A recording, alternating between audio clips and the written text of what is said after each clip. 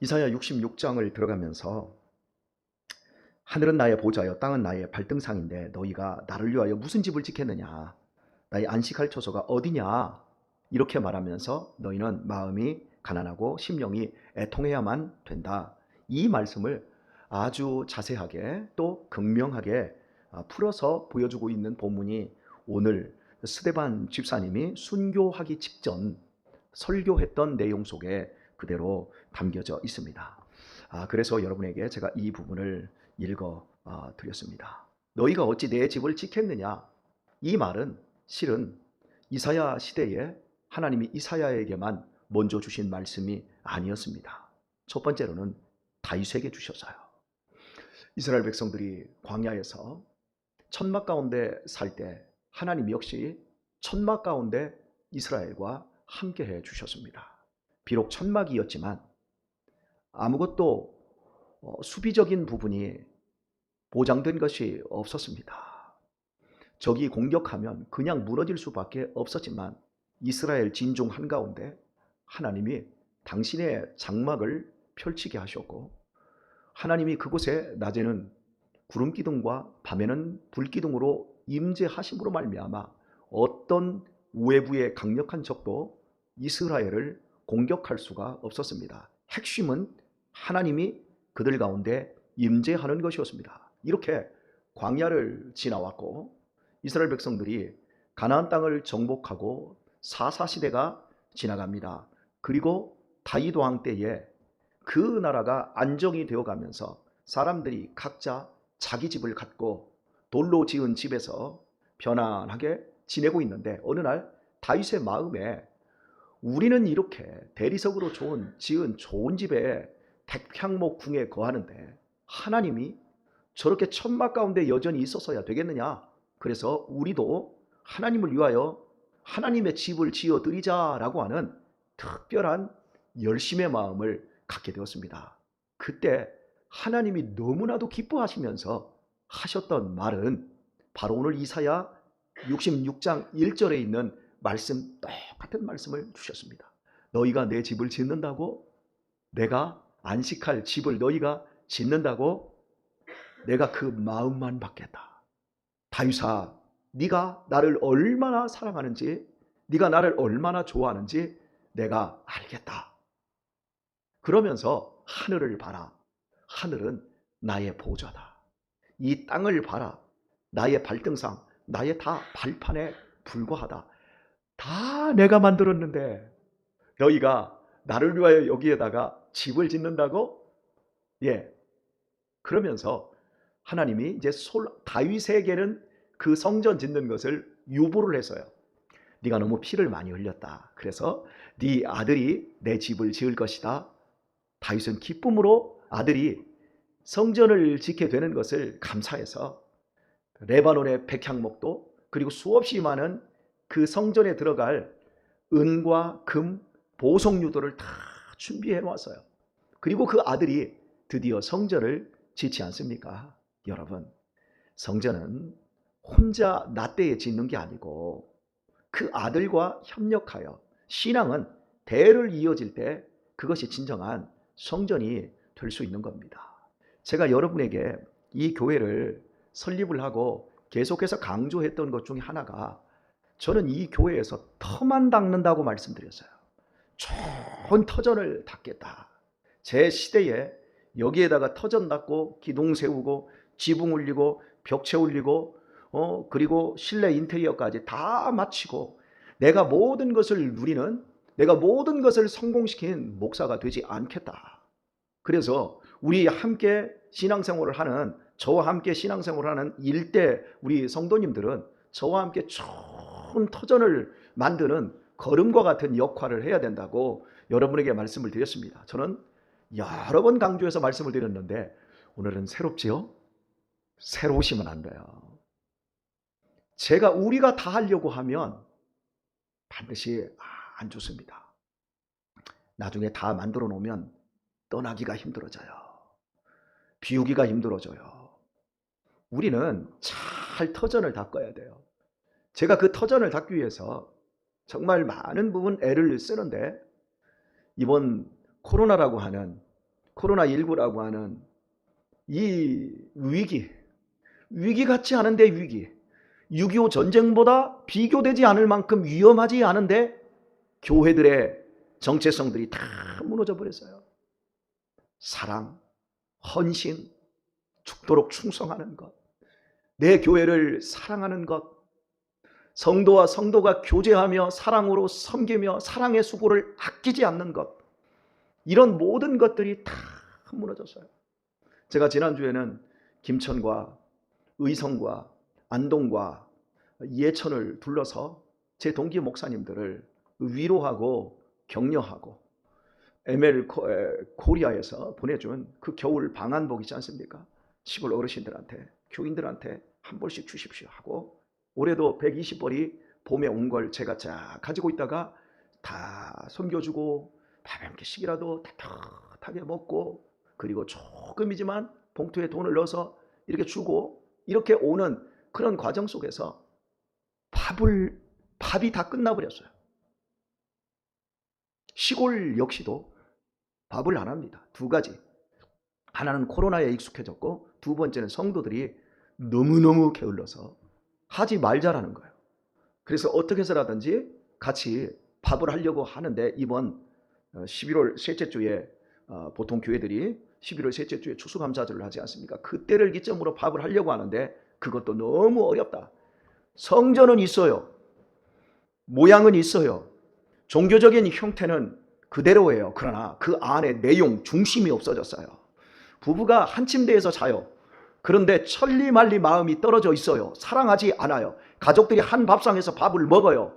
그런데 자식이 부모에게서 밥을 먹으면서 부모의 사랑도 먹을 줄 알아야 되고, 자식에게 밥을 주면서 신앙도 줄 수 있어야 되고, 이 많은 것들이 함께 교통이 되어야만이 건강한 것인데, 이런 것들이 다 무너지고 있다고 한다면 정말 큰일이지요.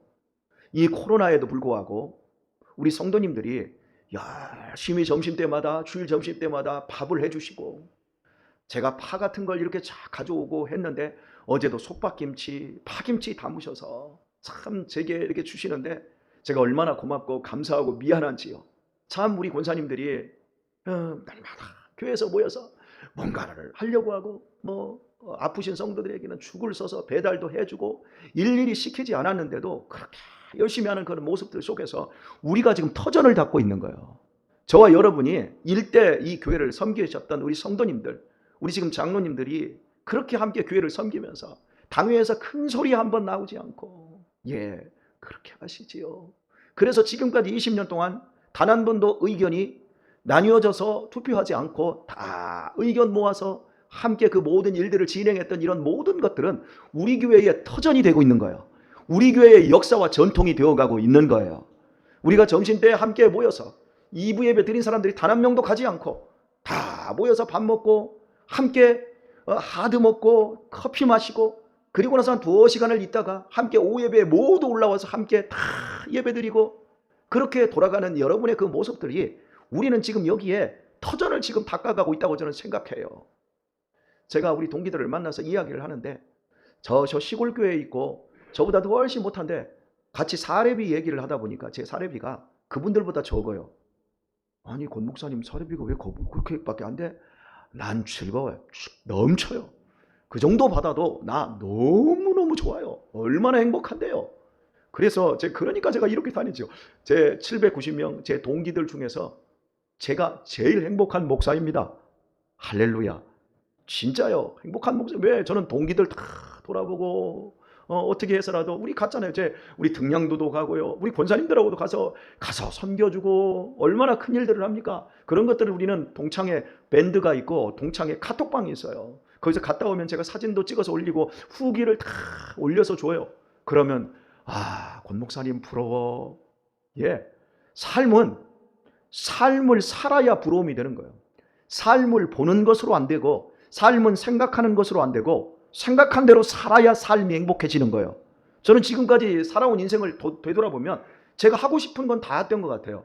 입양도 했지요. 결혼하고 싶은 여자와 결혼했지요. 내 어머니 모시고 싶어서 모시고 싶은 마음이 어려서부터 있었는데 어머니 병들었을 때 대소변을 7년을 받아냈지요. 교회만큼은 개척할 마음이 전혀 없었는데 하나님의 보너스로 교회도 한번 개척해봐라. 그래서 교회도 개척하는데 이만큼 했으면 행복하지 않겠습니까? 여러분 제 얼굴을 보십시오. 어디 늘 으둥거리고 살고 있습니까? 제 얼굴을 보면 사람들이 귀공자라고 해요. 어려서 고생 한번 안 해봤고 신학하면서도 부모가 다 돈 대줘서 다 편안하게 하는 줄 알지만 제가 살아왔던, 제가 신학하고 제가 여기까지 오는 과정이 얼마나 버거웠습니까? 그럼에도 불구하고 저는 행복자입니다.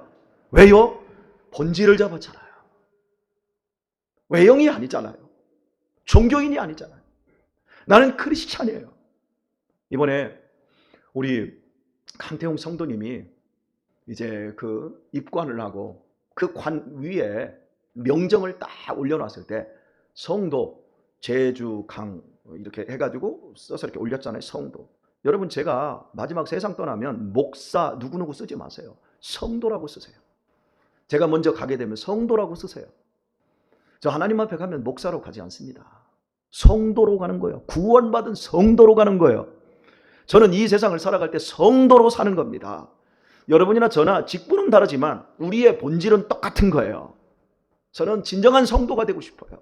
하나님이 기뻐하시고 하나님을 즐거워하는 진정한 성도가 되는 것이 제 인생의 목표였습니다. 그리고 지금도 동일합니다. 하나님께서 다윗을 통해서 솔로몬 부자를 통해서 성전을 이스라엘 땅 한가운데 예루살렘에 허락하신 이유는 단 한 가지예요. 어떻게 하나님을 압니까? 이 우주보다 크신 하나님, 이 우주를 만들어내신 이 하나님을 어떻게 그 크신 하나님을 인간이 이해할 수 있겠습니까? 어떻게 완전하신 거룩하신 하나님을 인간이 마주대하고 그 하나님을 만날 수 있겠습니까? 죄인인 인간이. 어떻게 영이신 하나님을 육체를 가진 인간이 어떻게 볼 수 있겠습니까? 그래서 성전을 주셨어요. 그 성전에서 이스라엘 백성들은 제한적이지만 하나님을 알고 하나님을 만나고 그 하나님과 교제함으로 말미암아 죄사함 받고 새로운 생명의 삶을 사는 겁니다. 그리고 더 많은 사람들을 그 성전으로 초청해서 더 많은 사람들을 그리스도의 빛 안으로 초청하는 역할을 하는 것, 그것이 이스라엘 백성들이 성전을 통해서 해야 될 일이었습니다. 그런데 말입니다, 그들이 모양은 성전 제사, 성전 그대로 가지고 있었지만 실은 그곳에서 오늘 읽은 사도행전 7장에 있는 말씀처럼 목이 곧은 백성이었습니다. 너희는 목이 곧고, 목이 곧다라는 건 뭡니까? 교만하다는 거죠. 예, 우리만 하나님을 압니다. 하나님은 우리의 하나님입니다. 하나님은 우리의 수호신입니다. 당신들은 하고는 아무런 상관이 없습니다. 그래서 이스라엘 백성들과 이방 사람들과 선을 딱 그어놓고 이방 사람들은 모두 개입니다. 개.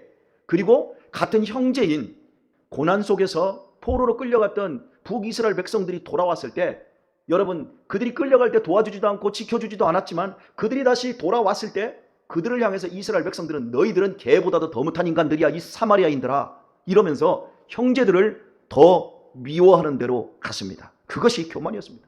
그래서 하나님은 목이 곧고 마음과 귀에 할례를 받지 못한 사람들아, 여러분 우리가 세례를 받아야 하면 우리의 마음의 세례를 받아야 합니다. 우리의 마음 그리고 우리의 듣는 것, 이런 모든 것들이 할례, 즉 다른 표현으로 세례를 받아야만이 우리가 하나님의 뜻과 하나님의 생각을 알게 되어집니다. 그런데 이렇게 우리가 마음이 거듭나지 않은 상태에서 듣는 것이, 참 사람은 그래요. 이 듣는 것 참 중요해요.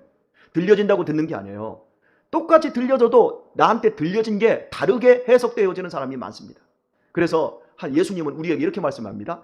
들을 귀 있는 자는 들을지어다. 여러분, 복의 출발은 들을 귀가 있는 데서부터 출발하는 거예요. 아, 저 말씀 들으면 살겠구나.